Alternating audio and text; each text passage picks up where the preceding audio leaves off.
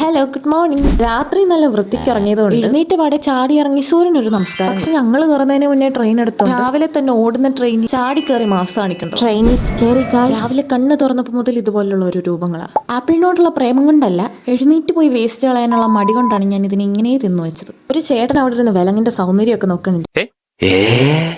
ഞാൻ അവിടെ ഇങ്ങനെ ഇരിക്കുക, എന്നോടൊന്ന് വേണോന്ന് പോലും ചോദിക്കാതെ ഈ അമ്മച്ചി അവിടെ ഇരുന്ന് ഐസ്ക്രീം കഴിക്കുക. പിന്നെ സ്വല്പം മ്യൂസിക് കേട്ടിരിക്കുമ്പോൾ സീറ്റൊക്കെ നോക്കാനായിട്ട് ഡീറ്റ് വന്നു. ഇവന്മാർക്ക് ജന്മനാ ഒരു കളക്ഷൻ ഉള്ളതുണ്ടാവും. എന്തൊക്കെയോ കലവില ചോദിക്കുന്നുണ്ട്. എനിക്ക് തന്നെ ഹിന്ദി അത്ര വശമില്ലാത്തതുകൊണ്ട് ഞാൻ മിണ്ടാൻ പോയി. നിങ്ങൾ ട്രെയിനിൽ പോകുമ്പോൾ ഇങ്ങനെ ഒരു സാധനം ഉണ്ടെങ്കിൽ എന്റെ വായിൽ നിറച്ച് പല്ല ക്യൂട്ട്നെസ് കണ്ടെടുക്കാൻ പോയി കഴിഞ്ഞാൽ പണി കിട്ടും. പക്ഷേ ഇവൻ നമ്മൾ ഉദ്ദേശിച്ച ആളല്ല. ഇവനൊരു ബാക്ക്ഗ്രൗണ്ട്. ഇവൻ കണ്ണൂരത്തെ ഒരു വെയിറ്റ് ലിഫ്റ്റർ ആണത്രേ.